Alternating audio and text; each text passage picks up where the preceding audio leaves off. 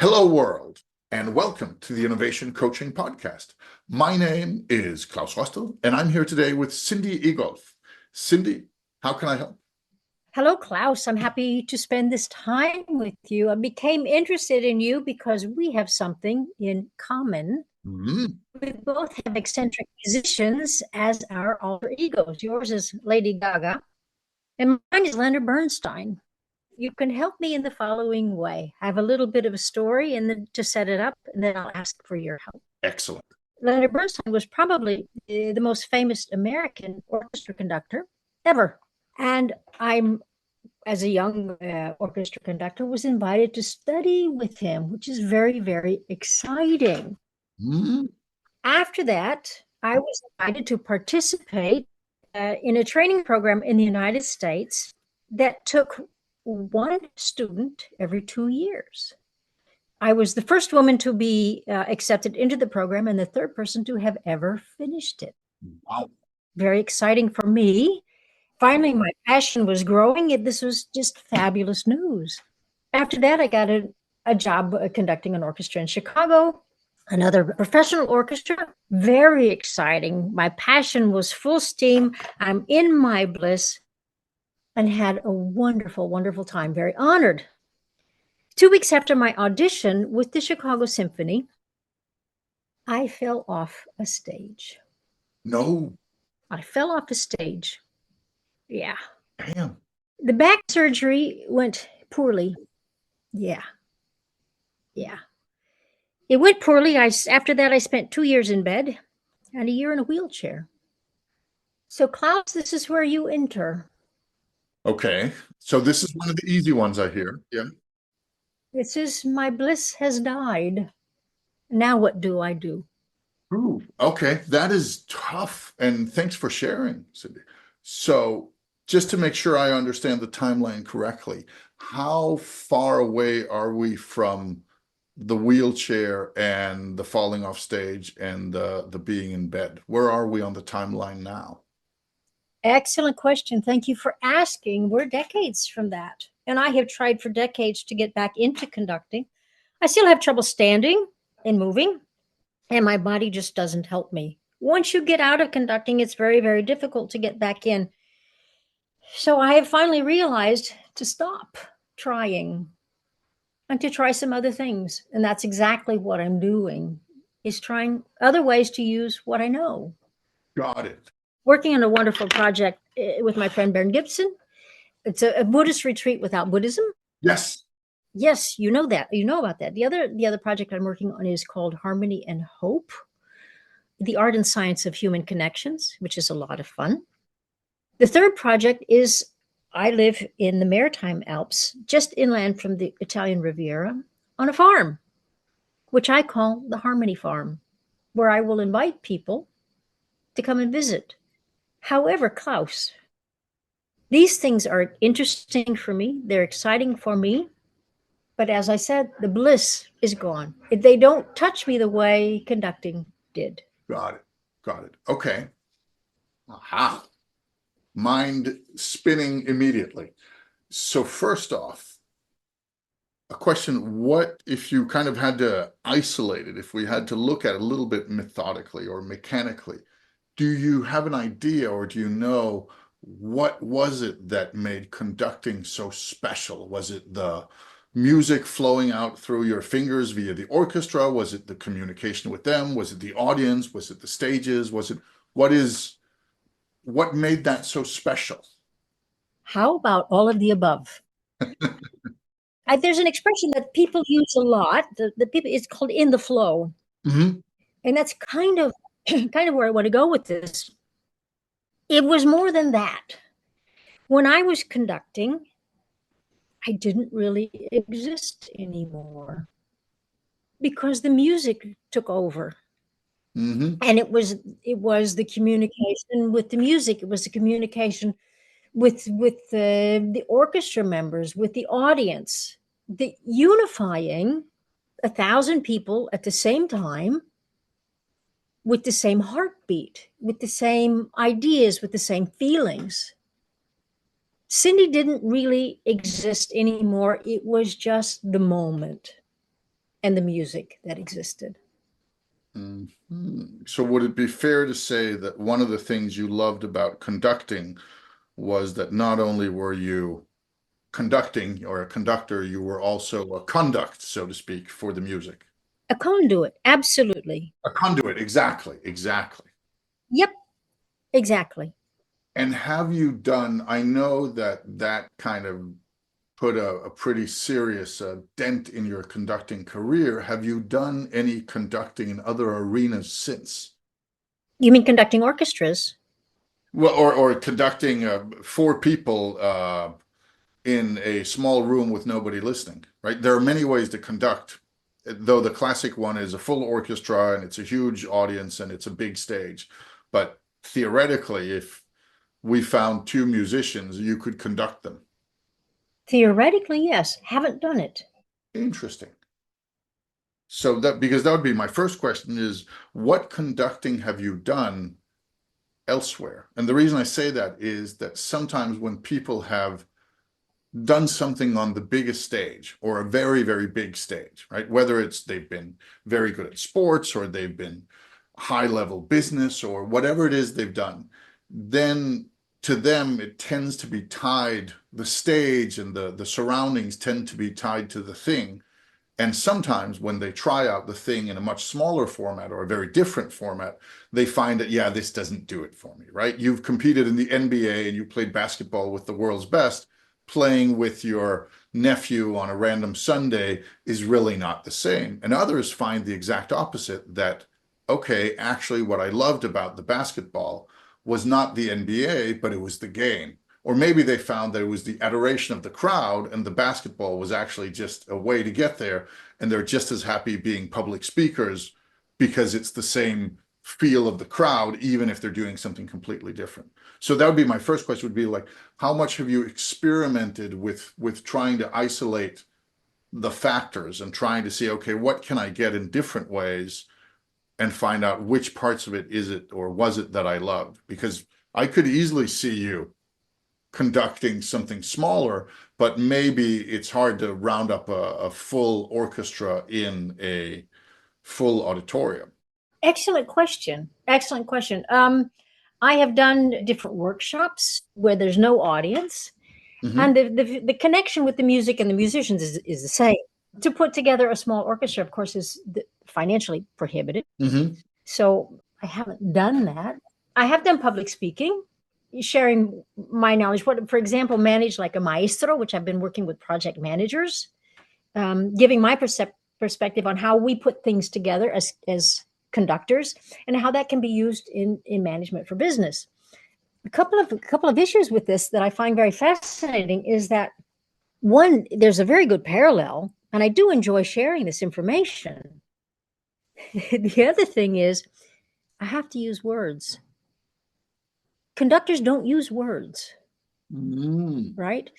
So I've spent a lifetime of being in a field where I'm using my body, I'm using my sentiments, I'm using getting in the mind of the composer, but I don't think in words. So getting up and doing public speaking, which is interesting for me and fun, but it's a little nerve-wracking too because I have to do it with words. Does that make sense? It makes a lot of sense. It makes a lot of sense. And that leads us to the second thing, that my second thought on this is, are there any, have you tried breaking some of the rules? And here I'm not talking about the traffic rules or stealing from a supermarket, but of breaking some of the rules of how things are done. Tell me. So, do you know the gentleman who goes by the name of the silent conductor? No. He's a British phenomenon. He has conducted in all sorts of places. What he essentially does, and I was at an event a couple of years ago with 400 people where he came, and what he does is he doesn't say a word. That's the first thing, right? There's not a sound out of him doing the whole thing. He enters, he does his thing, and he leaves, and he doesn't say anything. Not even a hello. It's part of his mystique.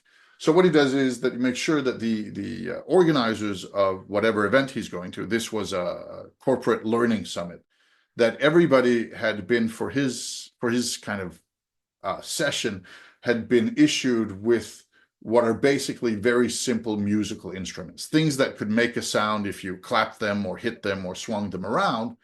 And then they had different colors. And he would come in and he would show, okay, then he shows the orange thing and he does like a swoosh movement. And then we all know who have the orange thing, okay, we're going to do the swoosh movement. And then he makes 50 people with the orange thing do the swoosh movement. And then he gets that started. And then we're standing there doing the swoosh movement, which now produces a rhythm. And then he does the red guys and they have to do a tapping movement, or the blue guys do a swinging movement, whatever that is, and building melodies by using the crowd who are basically just doing simple movements on his command. And then it gets more and more advanced. And one of the things that he does brilliantly, and he's made a whole career out of this. I think he's now in his 70s, so he's not exactly a young man anymore, but he's been doing this for a while, is that one, he said, okay, what if I don't conduct an orchestra, but conduct people who know nothing? First thing. Number two, what if I conduct not by trying to do something advanced, but to do something simple? And what if I provide people with the tools to do simple things, and the harmony of that becomes quite nice? So much more as a team building exercise, but at the end of the day, he's actually conducting an orchestra, and seemed to, not only did he get paid nicely, he also seemed to enjoy himself immensely, and so did we, because we love to be part of this, right? This is really interesting because you and I are on the same wavelength here, Klaus. I've also given presentations on how to conduct an orchestra, and this is exactly what I do: is I turn the audience into orchestra members. And they each have their roles to play, and they each have their music or clapping or singing or noise making to do. Mm-hmm. And then I cue them in, and that we make this cacophony. It is a cacophony. Yes. um, but then we learn how to collaborate. We learn how to put things together. We learn, what's going on, what happens in orchestras and with conductors and with human beings, how we collaborate. It is fun. You're absolutely correct. It's very effective. The people enjoy it and they let loose. It's also better if you do it after a happy hour and they've had a little something, entertainment motivation, shall we say. I'm having trouble, Klaus, giving up the idea in my head of what it was to be a professional conductor. I'm sure you've worked with like professional athletes and whatever. You get to a point when you can't do this anymore. Mm-hmm. But that doesn't mean that the passion. Then where do I put the passion? What? Mm-hmm. Yes, yes, yes, yes. So yes, I very much understand that. And more or less every professional athlete knows going in that there is an end date to this. Of course, there's an end date to everything, but there's an end date to this that is sooner than for a lot of other people. So that's kind of built into the top level NBA or running track career, where if you're a violinist, then that end date is different. So definitely. Now, the tricky thing here, and the reason I mentioned the silent conductor, because I know there are many people who do these workshops and who do this sort of like training how to think like an orchestra and have this cacophony, which is great for the participants, but maybe not necessarily that fulfilling for the conductor, because what they really want is something else. And the reason he was interesting to me was that he didn't come in and train us. He didn't come in and explain how this is how the mind works and this is how when we work in harmony. There were no words. In fact, there wasn't even a hello, because what he did, even though it was definitely cacophony and it was not professional orchestra conducting in any way, there was only the performance. There was only the performance and the music. There wasn't the here's what it means and putting it into a corporate setting and translating how can you use this thinking in your life as a marketer or whatever it is, right? So he'd gotten completely rid of the words. And that was a thing that fascinated me, because while a lot of people do that sort of thing, he's the only one I've come across who did it just as performance, not as training, not as team building, but just as performance, but with us. And I'm not suggesting just doing the same thing, of course, but I'm saying that there might be a space for you to take what you would like to do, the conducting, and I really understand that, and try to figure out, okay, is there a way where you can break the system and do it in a way that is unique enough or different enough that it'll be interesting to somebody else, right? Because you said it yourself, creating a professional orchestra, even a small one, is economically prohibitive. Right. So that means the way to solve that is then we have a couple of options, right? Either number one, well, then just go out and make a lot of money and then hire your orchestra and do whatever you want with it, right? That's the simple solution. It's not the easy one, but it's very simple. If you go out and make a couple of $1 million, then you can have a small orchestra on your own until you've spent those $1 million on your orchestra, and then at least you've had a good time. Sure. The problem is to do that, then you need to first make a couple of $1 million, which is not always easy. So that's an option. It might not be the best one, but it's definitely an option. Just find the money elsewhere. The other option might be to see, okay, can I find something where I can change that, right? Can I find people who need a conductor? Is there an orchestra out there that's looking for a conductor where you don't have to pay, and they might not have to pay you, but there is some sort of synergy? Are there people out there who are like, you know what, we're these 17 people and we have an orchestra, but what we really need is a conductor. We can't afford one, but we are looking for one. That might also be a thing. And then, of course, the third is, can you break the rules? Can you break the mold or break the format? And the reason I say that as the one that I'm leaning most towards in your case is that in my experience with very high level performance, whether they are musicians or athletes or something else, they tend to have performed within the system. Yes. Right? You were a brilliant conductor. You stood in front of the orchestra. You stood on these stages. You had these audiences, but you did it within the system. There was a way to get there. Yes. And sometimes if you break that mold, if you change that system, then you're going to get a lot of complaints from the people in the system because how dare you? You're not doing it right. True. But the people who are on board will applaud you for it. So how do I break the rules? Yes, now that becomes the question, right? Not how do I make millions, because that would be a separate conversation, or how do you find that orchestra that's just looking for a conductor, because that's tricky, right? It might be possible, but where the hell are they? And why hasn't somebody else filled that position anyway? Yeah, there are gazillion conductors running around. Yes, exactly. Yeah. Right. So that's also tricky. So we've ruled out option 1 and 2 as viable, but not easy. And that means, how do you break the rules? Yes. So I guess my first question is, what needs to be there? Which factors need to be in place for you to get that feeling? Does the orchestra need to have a certain skill, or is it okay, they're pretty bad? Does it have to be a certain size, or could it be 4 people? Does there have to be a big audience, or is it enough that you do it in a studio and you're streaming it out to the world? Or does anybody even need to listen? I'd like to add one more. Does the orchestra actually have to be music? See, now we're talking, right? Does it actually have to be music?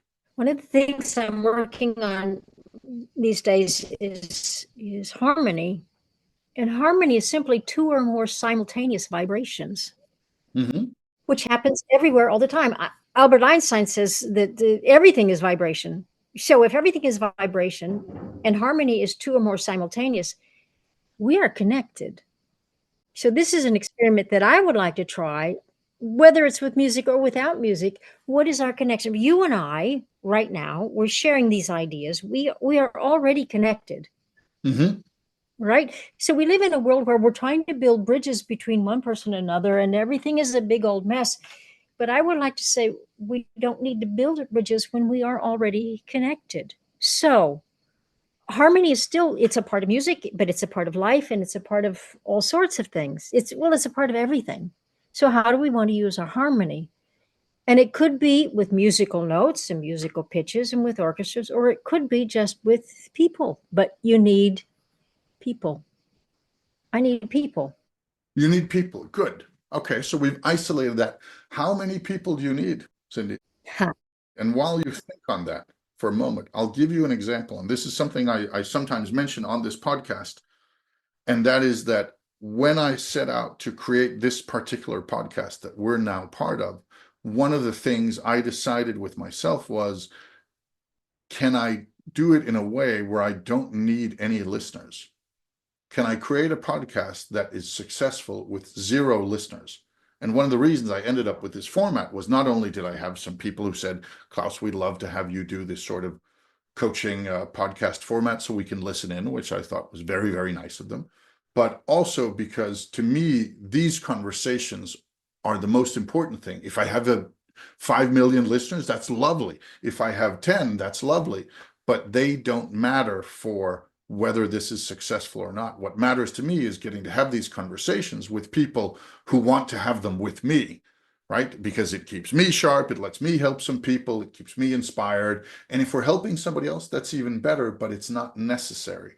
So that means for me, this podcast is successful with 0 listeners and everything else is just a bonus. And that makes it very, very nice because I don't worry about listener numbers. I don't know what they are. Maybe they're huge, maybe they're not. I don't know because that's not important. So when I ask you, how many people do you need? Think of, okay, what is the minimum amount of people where you think, okay, this can be meaningful to me? And for some, it's 1,000-person audience. For some, it's 0. For some, it's something else. But there are many ways to create these things. And sometimes we can just crack that nut of, okay, let's get rid of this thing. And then it's suddenly much easier. My God, you just said something really important to me that I hadn't considered at all. The point of it is to connect with another human being. And if others are come along, great. And if not, great.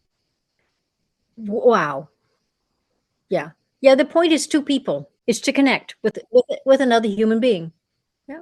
And suddenly now, which thank you for that, suddenly now what we're looking at is not a professional orchestra, which is pretty tricky to get, right? Yeah. They're not hanging on trees unless you are in the slightly rich and preferably a bit eccentric territory. But now we're looking at, you need 2 people, and one of them is you, I'm guessing. Yes. So you just need 1 person because you already have you. That's huge. Thanks. So this really fulfills one of my goals, and that is to connect. The other is to pay the electric bill. Yes, which is also really nice, right? It's really nice to pay the electric bill. It's a good idea all around. So connecting with one person doesn't pay the electric bill. Well, that depends on, okay, let's dive into that for a moment. That depends on the electric bill, right? And associated costs, like, right? Electric bills for a McMansion in Las Vegas are a little bit higher than electric bill for a 1-bedroom apartment in Nairobi. But that is, so that's one thing is, and I know you're near the Italian Riviera, so we're probably not the 1-bedroom in Nairobi, but probably not the Las Vegas mansion either. But there is some rent to be paid and some food to be bought, and maybe the odd vacation to France would also be nice. So one thing is the amount, right? The second is, who are the people? There are plenty of people in this world who make a living just talking to one person, and they make a big living doing that, but not everyone. But what do I have to offer? See, now we're getting, so let's reverse engineer this a bit. How much money do you need per month for the life that you would like without it being the one you dream of? Right? So we're not going for the full-on dream scenario here, but just like a nice, comfortable life. And the reason I ask that is that means different things to different people. For some people, that's $2,000 a month before taxes. For some, it's $20,000 a month before taxes.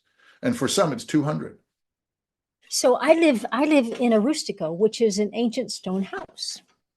My house is about 800 years old, and I have restructured 300 square feet of it. Wow. I hope you can't hear them, but there are builders right now in the background restructuring another section of my 800-year-old stone house. I would love to finish this house and then turn it into a retreat center where, let's say you're a violinist in London and you need a break. So you come for 2 weeks and you play your violin in the Maritime Alps and you listen to the birds sing. Mm-hmm. This has been a goal of mine for many, many, many years. I'm only short about 100,000 euros to do that. So let's put that aside. That's a dream to finish this house, Hmm.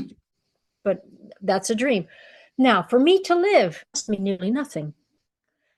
What's for lunch? I go to the garden. Wow. That sounds really nice.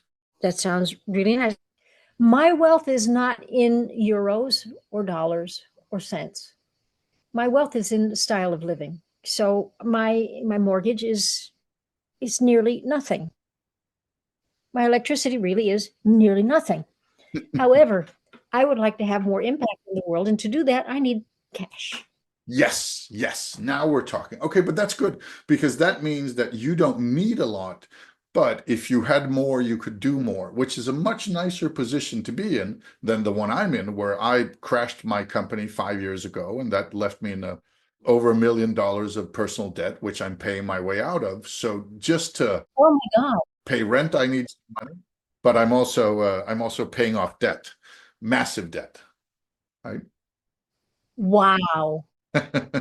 That's not a great situation, Klaus. I hope you can get yourself out of that. Well, I'm more than halfway there after 5 years. Wow. So it's at least going the right way. Congratulations. Thank you. Thank you. But so you're in a pretty good starting position for that. Then the question then becomes, as you said, what can you offer? What do you have? Because you don't really need the money to live, but you like to have more of it to do more in the world, which is really understandable and a very nice place to be. So then the question is, what do you have that might help somebody? So they'll say, here, Cindy, take some of my money so you can do the thing you want. And if you can do that while doing something you want, even better, right? How do I do that? Help me. So the first thing is you just said it a little bit yourself that you would like to offer retreats to people coming there. Yes. And I can see that. The problem there is that a lot of musicians are not necessarily, they'd love to go and play the violin for 2 weeks in the Alps and listen to the birds, but they're not necessarily a group of people that traditionally is floating in money. No, but I would take poets and sculptors and painters, Okay, so anybody who needs a break from life.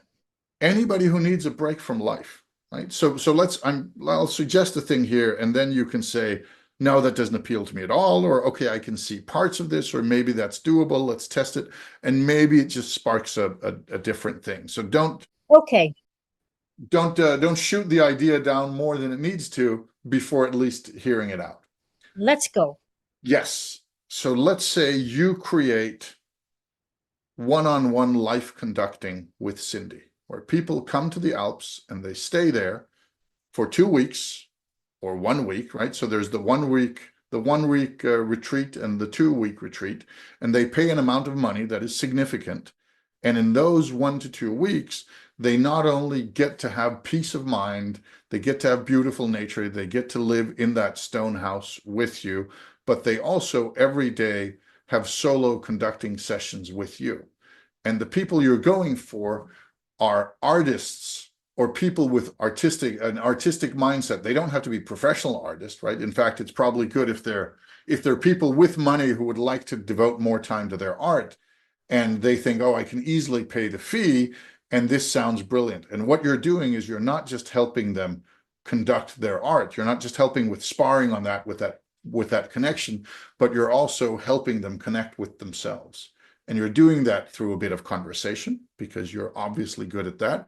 You're doing that with a little bit of letting them into the world you come from, the world of music and of conducting, but you're also doing it by simply being there when they paint or when they play or when they sculpt and being a, shall we say, not a co-creator, but a muse, if you will, somebody to talk to about it, somebody to appreciate it, and somebody to share a glass of wine with it. So it's a one-on-one, part mentorship, part conversation, part getting to step into your world for a week or two, and it has a price tag that is not insignificant.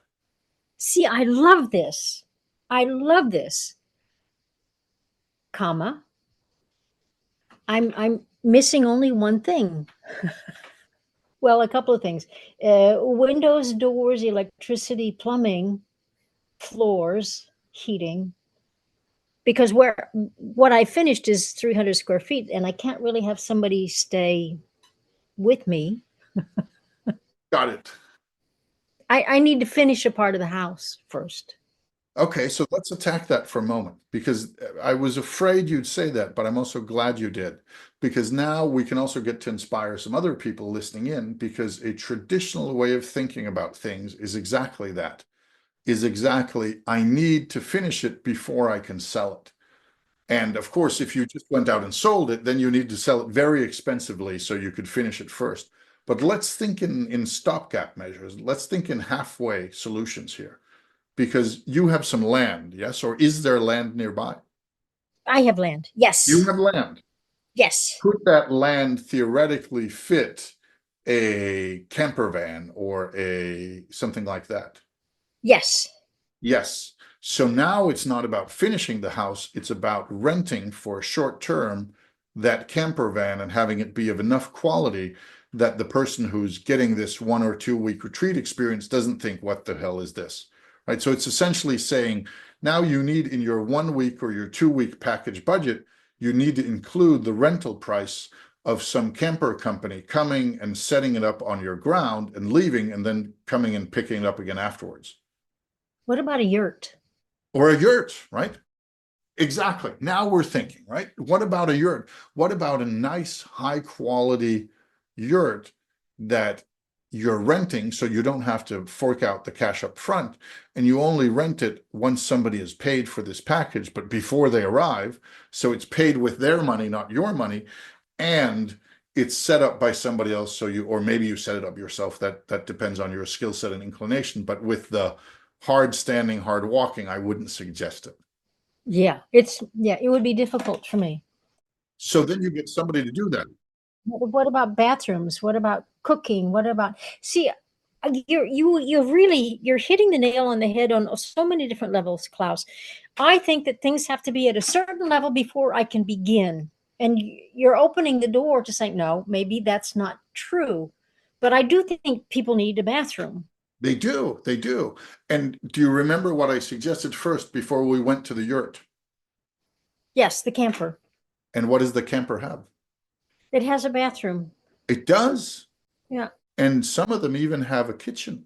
Now, we're not talking luxury, but if you don't have luxury, don't sell luxury, right? If you have a camper in the idyllic Italian Alps and you have you, this magical creature who can help them unlock or help their creativity, and it's this break from reality, then don't sell it as a luxury resort. You say you're going to be living here, you're going to be living in a camper, you're going to be going back to nature, in nature, you're going to be living simply, you're going to be cooking simply, you're going to be kind of getting back as much as possible. Because then instead of saying, why isn't there a 600 square feet suite with luxury amenities, which you'd expect from a five-star hotel that these people could also probably afford, then you're saying this is by design. One of the things that is underrated in the world of selling things or convincing people about things or just trying out things is if you can't change reality, at least make it on purpose, right? If you go to somebody and say, I wish we had toilets, but you have to make do with this. I wish we had this. I wish we had that. That's not really a good way to sell something. Where if you go and say, this is a deliberate decision and we're trying to do this with it. We're trying to give you that feeling of being on a vacation, but it's an artistic break from your daily reality. And it's with me and it's in the Italian Alps. And that's why you're not living in a five-star Marriott, which you might do at other times in your life, but why you're living in this camper van under simple but good conditions. This is amazing. Thank you. Make it on purpose. Yep. Thank you. Making it on purpose. And of course, if you have that, if you've got the five-star Marriott, flaunt it, right? If you got it, flaunt it. But if you haven't got it, it's much smarter to say that the reason you haven't got it is part of what you're selling instead of saying, I would like it to be better, but it's not, right? If there is no, I often ask people, and I'll ask you the same, how often have you heard me talk about my PhD? You have a PhD? No, exactly. That's why I don't talk about it. Thank you. Exactly that. And I spring that sometimes on friends I've known for years, and they said, "Oh, I didn't know you had a PhD." I said, "I don't. If I had a PhD, I'd mention it in every other sentence, but I don't. I didn't even finish my bachelor's degree. I've got half a bachelor's degree from the university more than 20 years ago. And that's why I don't say go out and say I've got a bachelor's degree because A, I don't have it. And also a half bachelor's degree is not that impressive. So I don't try to sell myself or place myself on any pedestals to do with education because I can't. What I can instead say is some of the things I have done and say, I've written 45 books, and people go, "Ooh, that's impressive," which I mention often and with no particular shame because that's interesting to people. Where if they instead ask, "Okay, so with all that book writing, I guess you have an academic degree," and then I'll say, "Well, maybe less so," right? And I'm not pretending I did it on purpose, but if I'm trying to present my best face, then it'll be the books, not the lack of academic degree. And that simple thing is I think undervalued by people. Like if reality is in a way, then at least say that's part of the package. You don't have to say it's on purpose. Sometimes it's not, but at least it can be part of the package. And in your case, you're constructing the package. So if you can't afford the five-star Marriott experience, well, then definitely say that the camper van or the yurt with a built-in toilet and a small stove, then that's part of the deal, and that's on purpose until you finish the house because you made the $100,000, and then that's part of the package, right? Then you change the package. But it means you can get started theoretically. I'm not saying it's going to be easy to sell. Right? I'm not saying it's going to be successful. We don't know. But you could theoretically tomorrow start selling this. And then if somebody buys, you could go out and you could rent the camper van that you then need for it before they show up. And then you're good. I love this idea of make it on purpose. It's not an important concept for the other person. It's an important concept for me. Mm-hmm. This is the way I want it to be. Mm-hmm. I look out the window and I see, okay, so there are holes in the ground because the wild boar came and they dug up stuff. And it bugs me that I have wild boars. But you know what? Can't control that. Mm-hmm. So whatever I have is okay. This is on purpose. This is that's a game changer for me. Rather than looking at what needs to be done, I look at what is, and that's the way it is. And at least it means that suddenly the task goes from how do I remake reality into what I want, which can be tricky, especially in your case, because it's not only tricky, it also costs money, and you don't have that money right now, into instead saying the reality I have, how do I make that valuable to somebody else, which is a very, very different thing. Both are necessary, but one can come before the other. And in this case, if you manage, right, and I think you might, if you manage to take the reality you have and find a way to package that so it makes sense to somebody else, then, well, then you're good to go, right? Then you don't have to worry about remaking reality. Now it's about selling the reality you have. Very different task. And doable. And doable, right? I like that. Now, will it work? Who knows until you've tried, but does it have like a certain viability to it? Does it seem like it could work? Definitely. Yeah. I'd say that actually matches our time pretty nicely because we're getting to the rounding off point, and that means there are two things I want to do, and then I'll ask you to do one. Okay. The first is I want to thank you for bringing this not just to me, but to our listeners out there. Sharing challenges is vulnerable, right? It's scary, and that takes courage and that takes generosity. So thank you for not just sharing with me, but with others out there. That is appreciated. And it's also appreciated that it means that there's going to be somebody sitting out there thinking, that conversation, here's parts I can take away from it. I'm glad this Cindy, well, not only do I now want to go to her artistic retreat in the Italian Alps, because who wouldn't, but also, there's stuff here I can use for my own life. So thank you for not just bringing it to me, but also for bringing it to our listeners. Very much appreciated. Thank you, Klaus. And the second part is I want you to think for a moment. Don't overthink it, but think for a moment and then think of three things you take away from our conversation together. They can be things you agree with. They can be things you're going to do. They can even be things where you think I'm just a big idiot, but at least you're going to remember it in a couple of days. Three takeaways. positive or negative or a mix, completely up to you. Something that I really want to ponder that you said was break the rules. And that the first thing is to figure out what rules do I think I have been living by, and then how do I break them? Mm.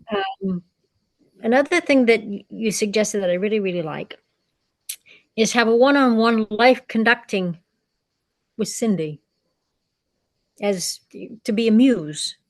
Mm-hmm.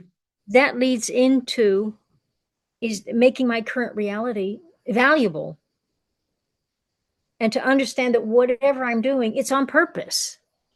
Doesn't have to be perfect, but in my mind, it has to be on purpose. I like that. These are enormous. These are things that I'm really going to be pondering, Klaus, and I really, really appreciate these ideas because they're all things that I hadn't considered at all, ever. Thank you. Thank you for that. I really appreciate this. Is just amazing. This is amazing information that my brain had been so stuck, and I feel hopeful that with your suggestions here, there are some new avenues to follow. So thank you. I'm very grateful. Thank you for that. I don't know anything about conducting. I don't really have a lot of music in my life, but this is my, or music in my bones at least. But this is my music. This is the stuff I like doing. This is when I get into that flow state. So thank you for allowing me to do that. Very much appreciated. To all of our listeners out there, this has been the Innovation Coaching Podcast. You've heard Cindy Egolf and me, your host, Klaus Hostel. Thank you for listening.